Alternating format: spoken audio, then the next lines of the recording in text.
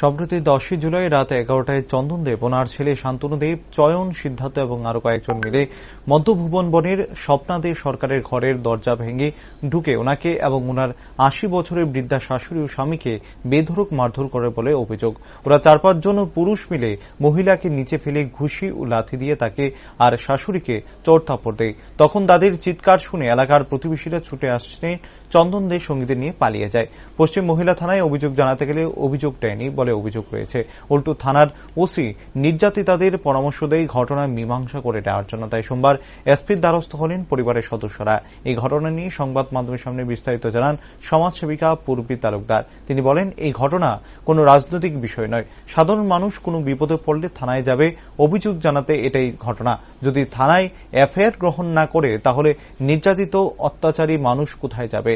তিনি আরো বলেন, বিচার আরেকটা জায়গা হলো আদালত, কিন্তু আদালত প্রবেশ করার গেট হলো বিভিন্ন থানা। যদি থানাগুলো এরকম ভূমিকা নেয় তাহলে আইনের উপর মানুষের আস্থা হারিয়ে যাবে, আর তখন বিচারের বাণী নীরবে নিভৃতে কাঁদবে। তাই সুষ্ঠু বিচার পাওয়ার আশায় এদিন পুলিশ প্রধান কার্যালয়ে পুলিশ সুপারের নিকট তারা এক ডেপুটেশনে মিলিত হয়।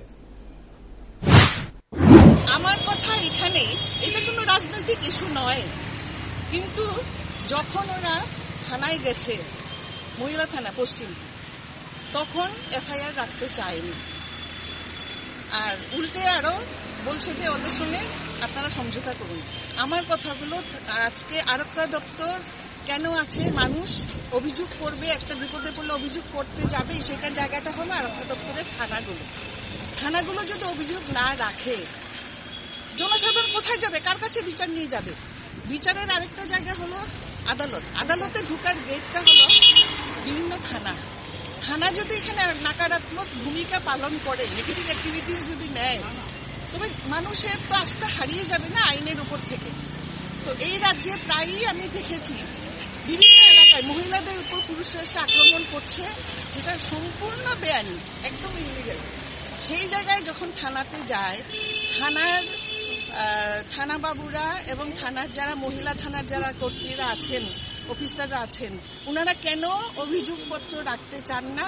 1 নম্বর। 2 নম্বর, অভিযোগ রাখলেও রিসিভ কপি ওনারা দেন না। রিসিভ কপি কেন দেন না সেটা আপনারাও ভালো করে জানেন, এখানে বলতে গেলে অনেক বড় বৃত্তান্ত হবে। আমার কথা হলো, থানা যদি এরকম নেগেটিভ অ্যাক্টিভিটিস যদি করে, মানুষের সঙ্গে অভিযোগ না রাখে, উল্টে হুমকি দেয়, লোক আর জনসাধারণ কোথায় যাবে? কার কাছে যাবে? বিচার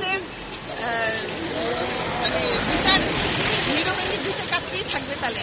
তাই আমরা আজকে বাধ্য হয়েছি সুপারিনটেন্ডেন্ট অফ পুলিশের কাছে এসে এই অভিযোগটা আমরা করছি।